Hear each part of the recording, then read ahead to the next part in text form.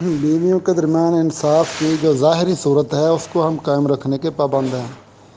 اس کا مطلب یہ ہے کہ رہائشیں الگ الگ ہوں، نان و نفقہ ضرورت کے مطابق الگ الگ ہو، اور انسان اپنا وقت اپنی زندگی یہ تقسیم کرے برابر برابر۔ اللہ کے نبی کی 9 بیویاں تھیں، اکثر رہے تو 9 کے گھر الگ الگ تھے، 9 گھروں میں آپ خرچہ ڈالتے تھے اور 9 کو ہی اپنا وقت بھی برابر برابر دیتے تھے۔ ایک رات ایک گھر میں رہتے تھے اور ہر روز سب گھروں میں چکر لگاتے تھے اور اس چکر لگانے میں بھی برابر برابر وقت بیٹھتے تھے۔ یہ ظاہری تقسیم ہم کریں گے کہ جو دل کا معاملہ ہے وہ ہمارے اختیار میں نہیں، کسی بیوی کی طرف زیادہ مائل ہو، کسی کی طرف کم مائل ہو تو اس پر انسان کا مواخذہ نہیں ہوگا۔ یہ ظاہری انصاف اور وسائل کی تقسیم اگر انسان کر سکتا ہو تو اس کے لیے 2 3 4 شادیاں کرنا بہتر ہے۔ اللہ تعالیٰ نے جب شادیوں کا ذکر کیا نا قرآن میں تو ذکر 2 سے شروع کیا ہے، فَانكِحُوا مَا طَابَ لَكُم مِّنَ النِّسَاءِ مَثْنَىٰ وَثُلَاثَ وَرُبَاعَ، 2 کرو، 3 کرو، 4 کرو، اور اگر تم انصاف نہیں کر سکتے تو پھر فرمایا کہ 1 کرو۔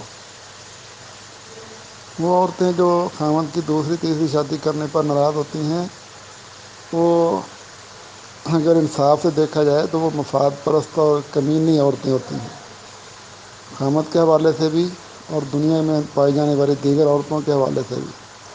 خاوند کے حوالے سے اس طرح ہے کہ جب اس عورت کو حیض آتا ہے یا بچہ پیدا کرنے کا وقت آتا ہے تو اس کا خاوند تو بیچارہ رہ گیا اکیلا ہی، وہ اس عرصے میں کیا کرے؟ وہ اپنے آپ کو دبا کے رکھتا ہے، اپنی خواہش کو دبا کے رکھتا ہے، وہ اسی کے کھونٹے کے ساتھ بندھا ہوا ہے۔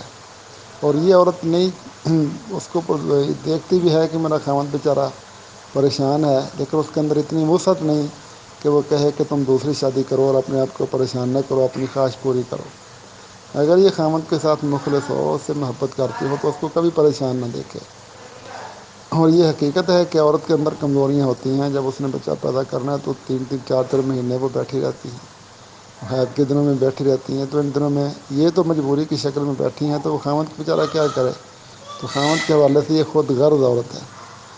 دوسرا کہ دنیا کے اندر عورتوں کی تعداد زیادہ ہے، اس عورت کی بھی چچا کی بیٹیاں ہوں گی، پھوپھی کی بیٹیاں ہوں گی، خالہ کی بیٹیاں ہوں گی، ماموں کی بیٹیاں ہوں گی۔ اگر یہ کھلے دل سے اپنے خاوند کو کہے کہ تم میری چچا کی بیٹی سے شادی کر لو، میری خالہ کی بیٹی سے شادی کر لو، تو بہت ساری عورتیں نکاح میں آ جاتی ہیں اور یہ جو شادی کے بغیر رہنے والی شکل ہے یہ ختم ہو جاتی ہے۔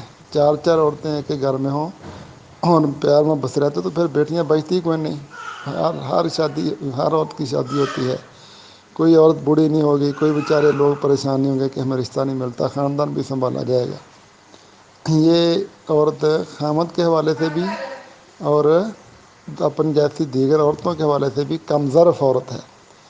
تیسری بات یہ ہے کہ خاوند کو 2 3 4 شادیاں کرنے کا اختیار اللہ نے دیا ہے، اور جو اللہ کے دیے ہوئے اختیار پر اور اللہ کے دیے ہوئے معاملے پر ناراضگی کا اظہار کرے تو اس کا تو اپنا ایمان ہی تباہ ہو جاتا ہے۔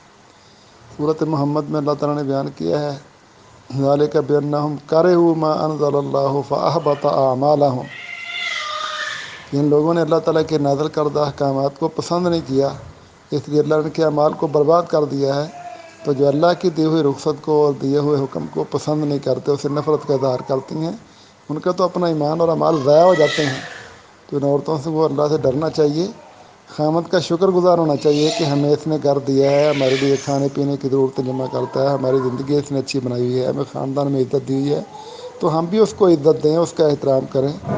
یہ جو ہمارے بر صغیر میں ہے نا، عورت خاوند کے اوپر چڑھ کے زندگی گزارتی ہے اور اس کو ذلیل کرتی ہے، کمزور کرتی ہے، پریشان کرتی ہے، تو یہ سرکشی ہے عورتوں کے اندر۔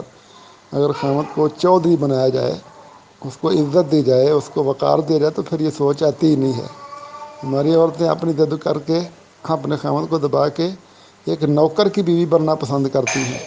اپنے خاوند کو باعزت اور باوقار بنائیں تو پھر خوشی ہو کہ ہم ایک باعزت اور باوقار آدمی کی بیویاں ہیں، تو پھر ان کے ذہن صاف ہو جائے، ان کو سمجھ آ جائے۔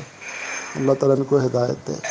اور مردوں کو اگر استطاعت ہے، مکان دے سکتے ہیں، رہائش دے سکتے ہیں، تو ان کو مجبور اور کمزور ہو کر زندگی نہیں گزارنی چاہیے، ان کو معزز باوقار ہو کر زندگی گزارنی چاہیے اور لوگوں کے لیے رحمت بننا چاہیے، اپنے خاندان کے لیے رحمت بننا چاہیے۔